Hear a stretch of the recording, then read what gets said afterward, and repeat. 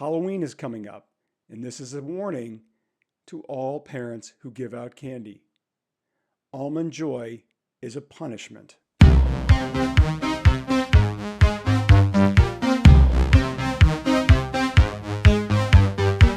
Sweet dreams. Mac Engel, Fort Worth Star Telegram Engel Angle podcast here on the Sunset Lounge. Thank you very much for joining me. It is that time of year. It's always that time of year. Two observations, no guest for this episode, two observations that I have, and I don't understand how this happened. So I asked a guy recently on a visit to a liquor store where I noticed it seemingly is entirely now occupied by beer, White Claw, and tequila. When and how did tequila become the drink when it comes to hard liquor? Used to be vodka, maybe a little bit of a gin, but tequila was always kind of off to the side. And now, seemingly, when it comes to the real estate at your favorite liquor store, it's all tequila. Tequila sold by some celebrity that has attached their name to it in exchange for an easy buck. I counted the bottles. This was a big tequila, this was a big liquor store. I counted the bottles, the different types of bottles that existed at this liquor store between tequila and mezcal. I put them in the same category. I counted more than 130 different labels of tequila and mezcal. So I asked the guy who ran the place, I'm like, when did this happen? He's like, oh, 7 or 8 years ago. He said COVID had a lot to do with it. And it used to be, and it all comes down to marketing. And it used to be marketed as sort of the poor man's white liquor. And now all of a sudden it's become wildly successful thanks to ranch water. I don't get it. I like tequila, but it goes to show if you put a pretty celebrity's name by something like George Clooney or Matthew McConaughey, you can take a piece of dog poop and make it popular amongst consumers. One other random thing that happened to me, I work out at a gym it's the TCU gym. I belong to it. And I'm usually the old creepy guy there. There's like 5 or 6 older guys amongst a host of college students working out. And one thing I really noticed about working out at the gym, and I can't speak to 24-hour fitness or other places, nobody talks to anybody. Everybody is in their own little world, wearing headphones, listening to either or watching the workouts they are doing on YouTube or some other fitness app, or just jamming out to music. I'm guilty of this. I wear headphones and listen to Dua Lipa, as noted here on the podcast before.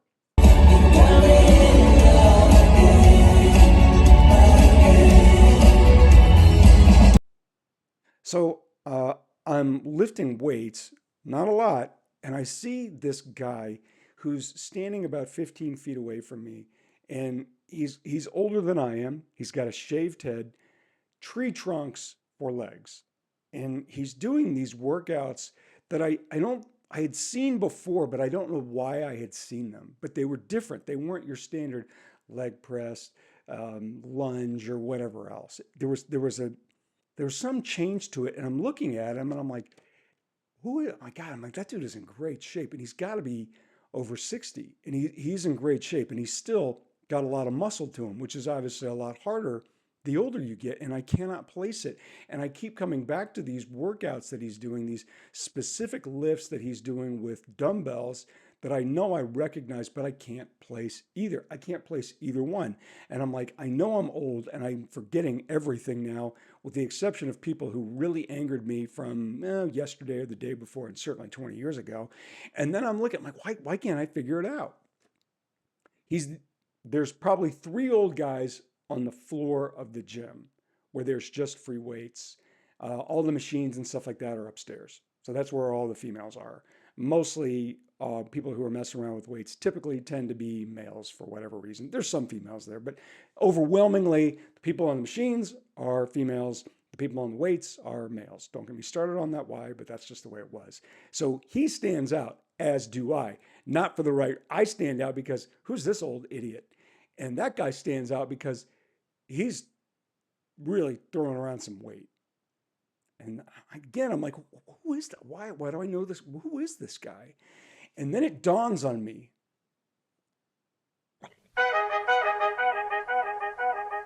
That over there is a member of the Hockey Hall of Fame, none other than the great member of the Edmonton Oilers and captain of the New York Rangers, Mr. Mark Messier.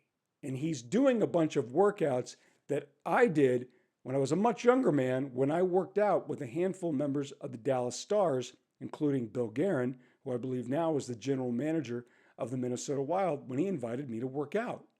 And let me just tell you, working out with a professional athlete like Bill Guerin and some of those other guys, and seeing Mark Messier at 60 plus doing what he's doing is a very, very humbling thing. And I'm looking at him. He's wearing a white t-shirt. Mark Messier is wearing a white t-shirt and very basic gray shorts. No headphones. He's the only guy without headphones. And his white socks are pulled up a little bit.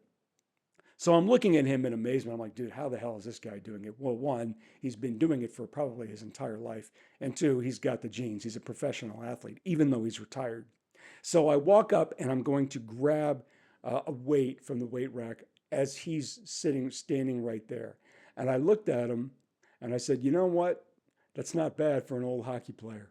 And he said, thanks a lot, brother. I appreciate it. I said, seriously, you look great. He said, thanks a lot, man. I really appreciate that. And I left him alone, standing there looking in wonderment at this 60-plus-year-old guy lifting a bunch of weights around a bunch of young people who have no clue who he is. Now, why is Mark Messier at that particular gym? Just an FYI, his daughter is an undergraduate at TCU. This particular episode is going to violate a sacred code that I have, which is nobody wants to hear about two things. One, your child's athletic exploits if they made the select team. If your child has made a select team, it basically means you can cut the check. Good for you. That's great.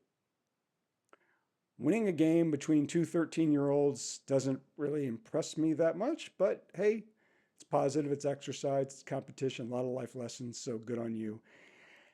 And the other one, of course, is the dreaded, you want to hear about my fantasy team?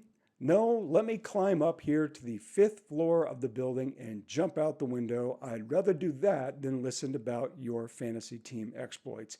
However, like any code and any rule, there are exceptions, and I offer you this one that is unbelievable and should be studied by sociologists and scientists all over major universities in these United States.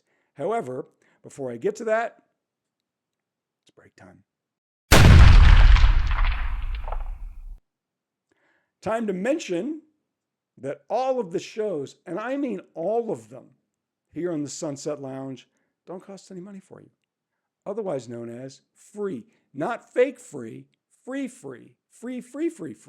All the shows on the Sunset Lounge are free as we continue to grow. We are on every major platform now. Name it, we're on it. YouTube, Spotify, iTunes, name it. Every place you can find the shows on the Sunset Lounge, which include, we're going to add a couple shows here in the next couple weeks. I'm very excited about that. This includes The Clubhouse, featuring Rob, Alex, and Don, top talk, pop culture, sports, movies, wrestling. Also, Beer 30 Sports O'Clock, featuring Ziggy, who will be mentioned prominently here in the next segment. He'll catch you up on beer, sports, football, and betting. Maybe he's involved in the latest FBI indictment on pro sports athletes taking money to rig games. Maybe, I'm not saying he is, maybe. Al Maximo, football, soccer, F1. This is our Spanish-speaking show featuring the great, the wonderful Victor Villalba.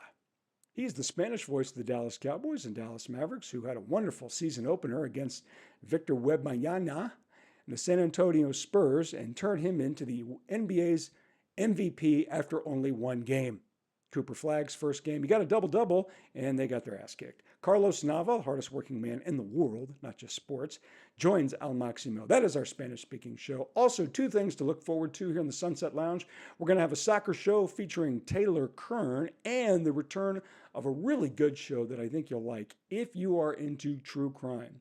Area 51, featuring my friend from Fort Worth magazine, Fort Worth, Texas magazine, Mr. John Henry. He did this show for a while, and if you are into true crime, which for some reason I don't understand, women love true crime, but they cannot stand war stories.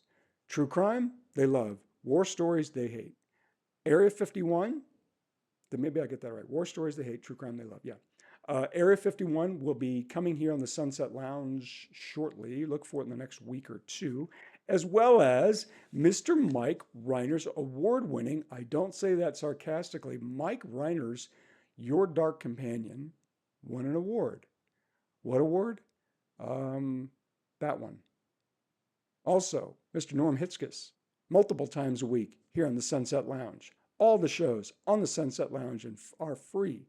Now, back to my show.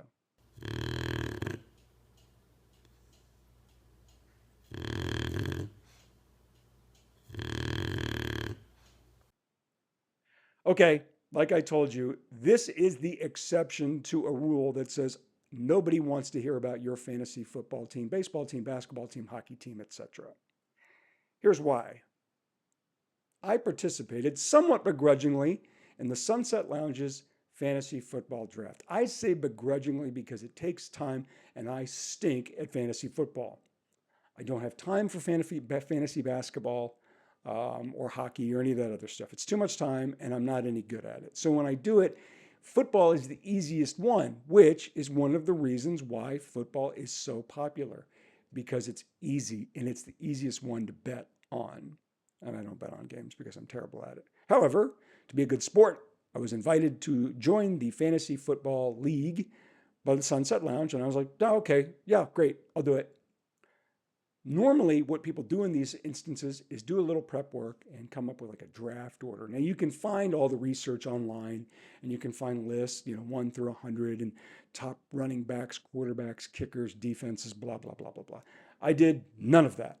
In fact, hauntingly, it reminds me of why I was such a poor student from grades 6 through 10, 11. Yeah, let's kick that one to 11. As a senior in high school, I decided to wake up. Who knew these books opened? However, when it came to preparing for a fantasy football draft, I just figured I'd do it the good old-fashioned way and wing it, or try something a little bit different. I participated in this draft with the idea that I was going to do one thing and one thing only, and that is I'm just going to draft white guys. That is much more difficult than it looks. Can you field a fantasy football team with just white dudes? Can you win a fantasy football game with white dudes? Can you win a fantasy football league with nothing but white guys in the National Football League? Yes. This is something that should be studied by economists, sociologists, and Scientologists and scientists. Harvard, Stanford, Duke, my alma mater, Kansas. Let's see if I get that up there. Kansas. Yeah. I just wanted to see what would work if I could do it. So here's the deal. The quarterback position, it's a breeze. It's just a legion of white guys. It's not hard. You can draft like 2 or 3 white guys. It's easy. So I was like, okay, I'll draft Baker Mayfield, who I called out one time as a bust. I actually said that. There's a story behind that. Matt Stafford and Justin Herbert. White as they come. Easy. The quarterback position is the easiest one. Almost as easy as the kicker. I'm not sure in the NFL right now there are anything but white dudes kicking. Occasionally you would find the random Grammatica or some guy with Latin heritage who would be a kicker. But I think right now with kickers, it's nothing but white guys. So then tight ends, very easy. Travis Kelce, okay? Tight ends, very easy. I went with Tyler Warren, a rookie. Trey McBride, he's with the Cardinals. And who else was my other? I don't even know. Dalton Kincaid. All white dudes. Again, easy. Now we start. Now, but I got to say this. Defenses don't count. You just draft the defense. There's nothing I can do about that. Okay, that's out of my hands. Okay, I'm not God. Now we start getting into the tricky spots. Wide receivers. There are white wide receivers. And there's some pretty good ones. And then there are guys who are the possession receivers, the shifty ones, the guys who play the slot. And they the coach on the field and they get them, they're dirty and they make the hard catches and all that other stuff. So you can do the white dudes as wide receivers. There's just enough of them, not a lot of them, but there's just enough of them, and a few of them are really, really good. At times, sometimes, they've even be the best wide receiver in the league or top 5. I'm talking about Adam Thielen a few years ago with the Minnesota Vikings, had a phenomenal year. And one of those types of seasons where fantasy football owners are like, oh my gosh, why didn't I draft him? Cooper Kupp, when he was with the LA Rams, he's with the Seahawks now. He had a phenomenal year. Big reason why they won the Super Bowl against my Bengals. There's been some other guys too. Obviously, Wes Welker, Julian Edelman, when they were with Tom Brady and the Patriots, had big fantasy seasons. You can find them. One of the great receivers in the last 50 years of the NFL, when obviously sports was finally integrated, was Steve Largent. Now, obviously, since then, most of your best receivers in the National Football League and the best skill players are black players. And so finding, these white dudes is just, there's just not as many of them, but you can do it, which leads me to the most difficult position to address if you want to follow through and execute this experiment. I'm talking, of course, about running backs. You'll find the big bruising fullback, a couple of them. There's not many of them, but I'm talking about a good running back who can get you 100 yards and produce fantasy points for you. The only way this works, because I think there's less than 5, and I think you have to draft, 3 or 4 running backs. So you basically have to get them all, and 2 of them aren't any good. They're like fullbacks who never touch the ball. So for the purposes of filling out your roster, you're basically flushing it with just guys who are bodies. You have to draft San Francisco 49ers running back Christian McCaffrey with your first pick, and then pray to God that he does not get hurt. Now, he's proven to be a phenomenal player since he's come into the league when he's healthy, but he's broken down quite a bit. So I made him my first overall pick. And when I did make him my first overall pick, I'm nervously looking, and everybody says, ooh, good pick, Mac. That's a good one. That's a good idea. Or when I picked Tyler Warren, the rookie from Penn State, to the Colts, that's a good pick, Mac. Ladd McConkey, but that's a really good one. And I'm thinking, I don't know if anybody's catching what I'm doing. So at the very end, now I got the guy that I needed. Christian McCaffrey was the key. If I get him, I can do this experiment. Now, I am going to say one thing that I think somebody might look at this and say, well, that doesn't really count. I picked Los Angeles Rams receiver Puka Nacua, or I don't know how to pronounce his name. Puke. I drafted Puke, who is a really good player. However, when you look at him, you would say, well, I don't know, that's not a white dude. Okay. There's a gray area in that one. Okay. Work with me on this. So I did pick him, and he's been great, by the way. So I did get Christian McCaffrey. Well, now I'm going through every picture of NFL running backs.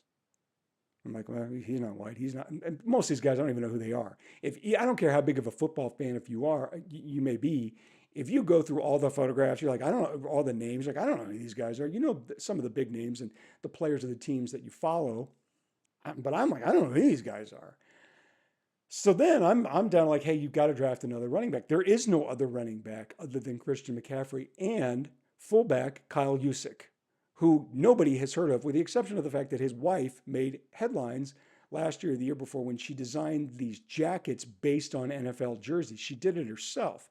That's the only reason anybody knows this guy. He's never going to touch the ball, but I'm like, okay, fine, I'll take him. And then at the very end, it dawns on me, oh my God, there's another white dude as a running back. I can pick him. And I'd seen him play. And I always thought, yeah, he might do something. Give me some of that Cam Skatteboo, pride of Arizona State, all 5'2" of him, and a guy who will probably get hurt, considering the way he plays, in next season. This is not about next season. This is about this season and whether or not a team loaded with white dudes can win a fantasy game. I'm here to tell you, Yes. I was a machine, blowing through opponents, crushing all of them. McCaffrey, Mayfield, Warren, everybody just tearing it up, defying all of these stereotypes that said little white dudes can't be good fantasy football players. Unbelievably, yes, I started out 8-0, and I am powering my way through to a fantasy football championship. However, here is the problem. If you decide to follow this experiment, know this: none of your players can get hurt, with the exception of kickers. I wish they had let punters be a part of this.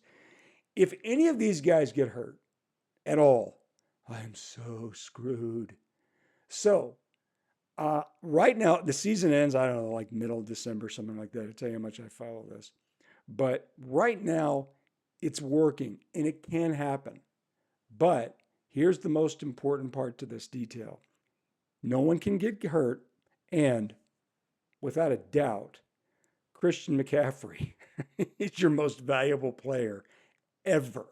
So if somebody debates you, gee whiz, there's no way you can win with an entire roster loaded but nothing but white guys in a fantasy team. Yes, you can. Now, whether or not I win the championship, well, we won't know for another month or so. And this, my friends, is the one exception when you can tell a story about your fantasy football team, and it's worth listening to. See you next week. 'Cause I'm in love with a monster. Friends say I'm stupid, I'm out of my mind. This is a Stolen Water Media production.